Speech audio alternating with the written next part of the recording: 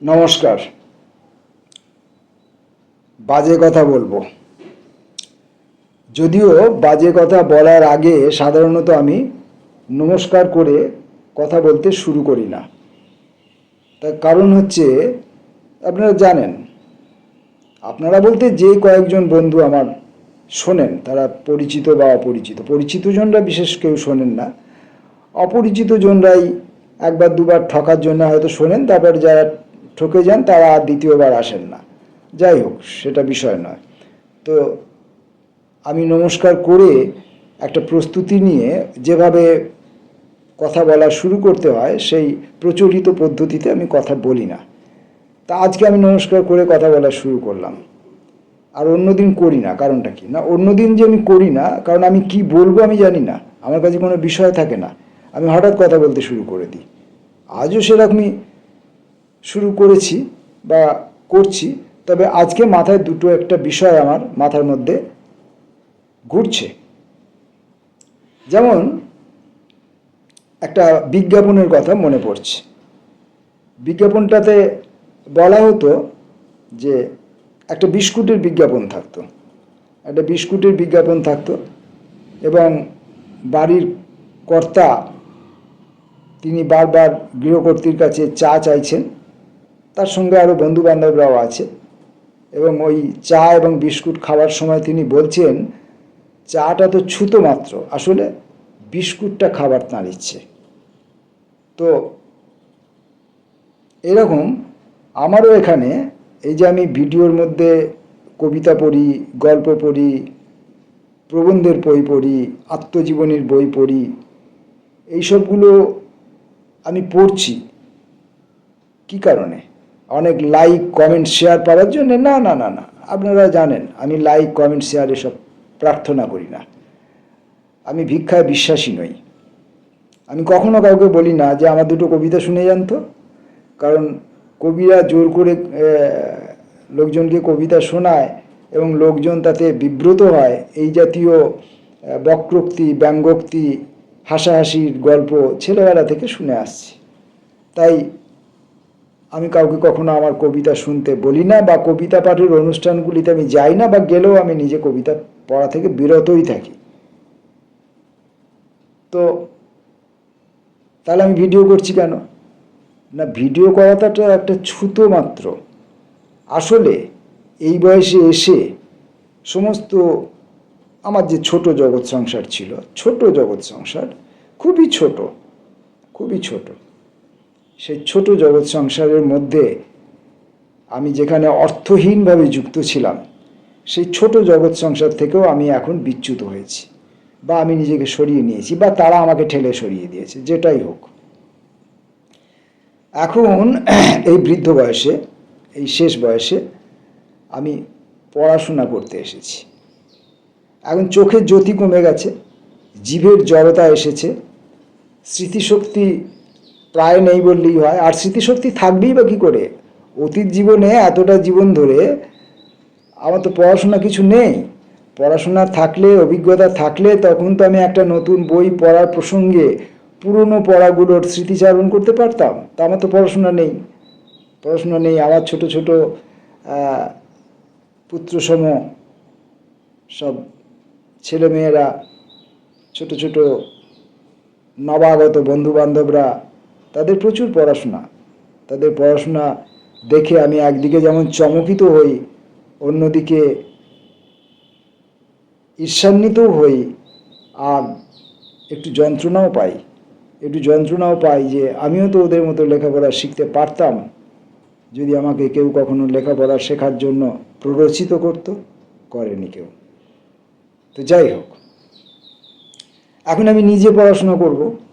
এখন এই বুড়ো বয়সে যখন চোখের জ্যোতি কমে গেছে, জিভে জড়তা এসেছে, মস্তিষ্ক নিষ্ক্রিয়, এই সময়ে শুধু বই পড়ার মতো, স্কুলের ছেলেদের মতো, ছেলেবেলাকার মতো বই পেতে বসে বসে নিবিষ্ট চিত্তে পড়ব, এটা হয়ে ওঠে না।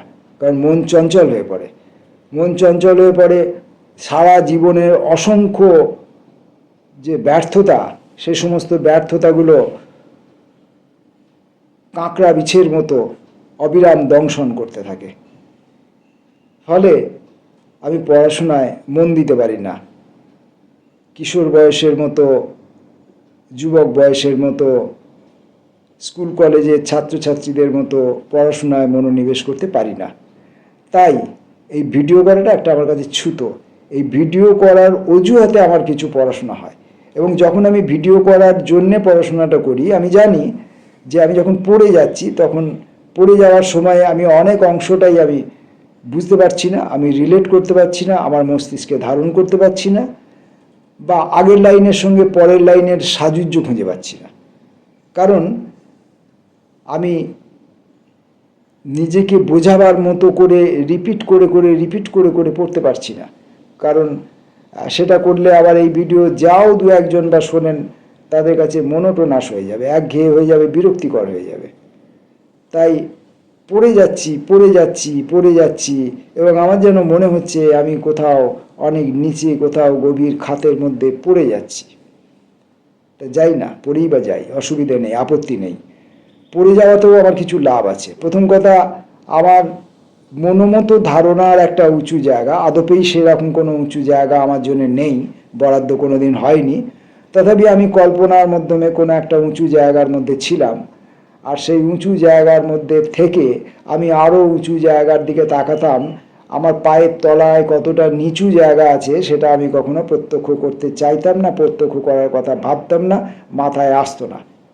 এখন আমি যখন এই যে পড়ে যাওয়ার সময় যে জায়গাটায়, যে কল্পিত উচ্চ জায়গাটায় আমি ছিলাম, সেই জায়গাটার চরিত্র সম্পর্কে আমি জানতে বুঝতে পারছি।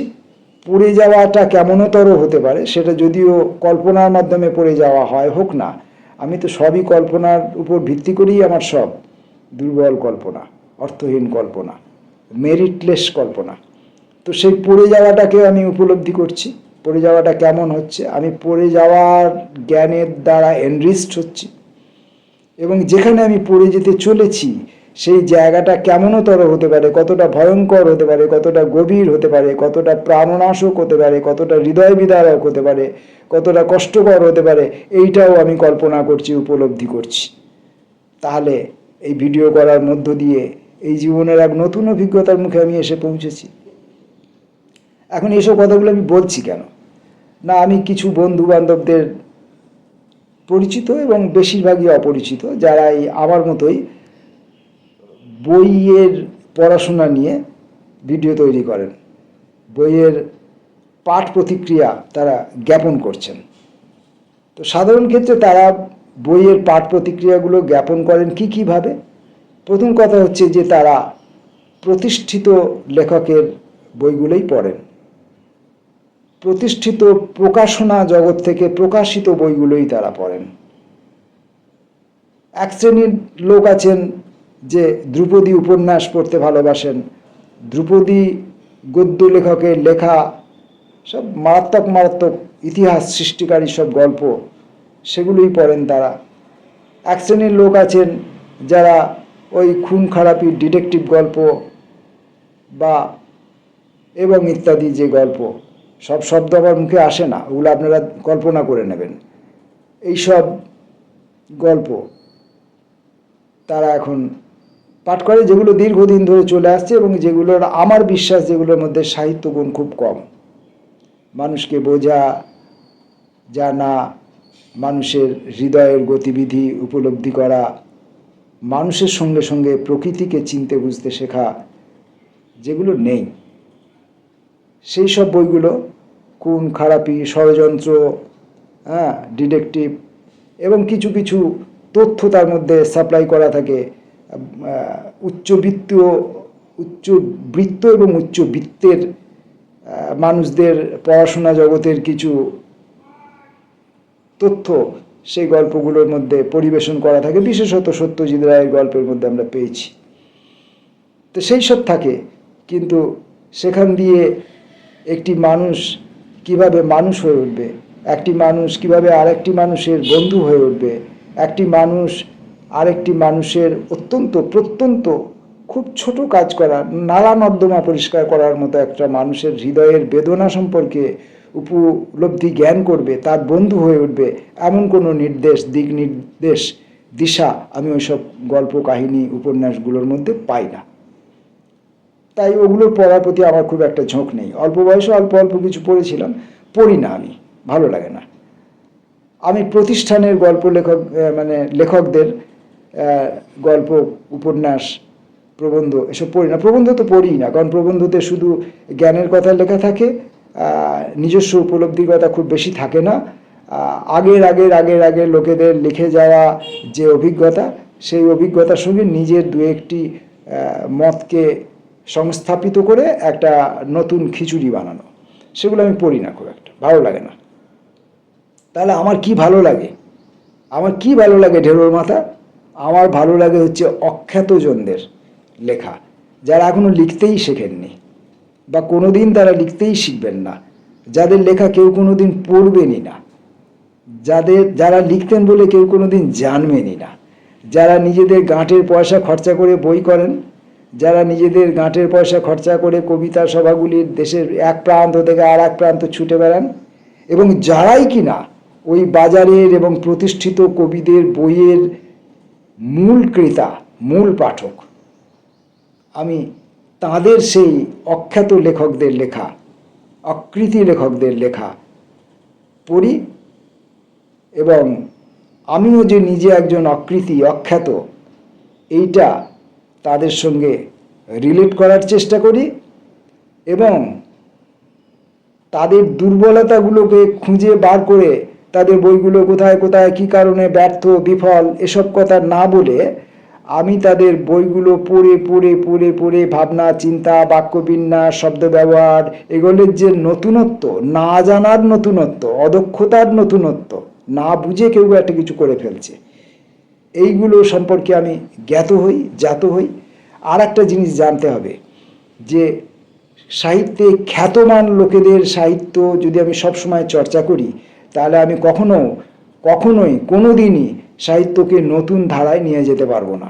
এই নতুন ধারায় সাহিত্যকে নিয়ে যাওয়ার জন্য আমার অখ্যাতজনদেরই দরকার, আমার অকৃতিজনদেরই দরকার, আমার অপরিপক্ক লেখকদের লেখা পড়াই দরকার, এবং তারাই কিনা সাহিত্যকে আগামী দিনে নতুন ভাষায়, নতুন চিন্তায়, নতুন বোধে, নতুন অভিজ্ঞতায় নিয়ে যেয়ে পৌঁছে দেবে। তারা কিন্তু অখ্যাতই থেকে যাবে, তারা কিন্তু অপরিচিতই থেকে যাবে। এমনকি তাদের বন্ধু স্বজন, আত্মীয় স্বজন, বাড়ির লোকেরা, তাদের ছেলে মেয়েরাও তাদের বই পড়বেন না, তাদেরকে ফালতু লেখক বলে জ্ঞান করবেন। এই ফালতু লেখকরাই কিন্তু যুগে যুগে সাহিত্যের ধারাকে পরিবর্তিত হতে সাহায্য করেছে। তারপরে কৃতিবানরা এসেছেন, পড়াশোনা জানা লোকেরা এসেছেন, সেই পরিবর্তিত ক্ষেত্রে তাদের মেধা, তাদের জ্ঞান, তাদের দক্ষতা, এই সমস্ত দিয়ে তারা বড় বড় কৃতকর্ম করেছেন, পুরস্কারে পুরস্কৃত হয়েছেন, সম্মানিত হয়েছেন, দেশে বিদেশে খ্যাতি লাভ করেছেন, এবং পাঠকরা তাদের বই পড়ে আহা আহা অমৃত সেবনের স্বাদ উপলব্ধি করেন। কিন্তু এই অমৃতটি প্রস্তুত করার পেছনে যে লক্ষ লক্ষ মানুষের, কোটি কোটি মানুষের সেবা রয়েছে, যে লক্ষ লক্ষ সাহিত্য পিয়াসী, সাহিত্য লেখক হবার যে যশ প্রার্থনা রয়েছে, তাঁদেরই কাজের ফলে যে এই পরিবর্তনটা হয়েছে, এই ক্ষেত্রটা তৈরি হয়েছে, এই ক্ষেত্রে পরবর্তীকালের খ্যাতিবান লোকরা এসে প্রখ্যাত হয়ে উঠছেন, এটা কেউ জানবে না, শুনবে না, মানবে না, বুঝবে না, চেষ্টা করবে না, তাদেরকে কেউ সম্মান জ্ঞাপনও করবে না, দরকার নেই। আমি তাদের বই পড়ি, আমি তাদের বই পড়ে আমি কতটা অখ্যাত, আমি কতটা অকৃতি, আমি কতটা অযোগ্য, আমি পড়তে গিয়ে কতটা ভুল পড়তে পারি, আমি লিখতে গিয়ে কতটা ভুল লিখি, আমার অভিজ্ঞতা কতটা অজ্ঞ, অপরিপক্ক, এইগুলোকে আবিষ্কার করি আর আনন্দ পাই। নমস্কার।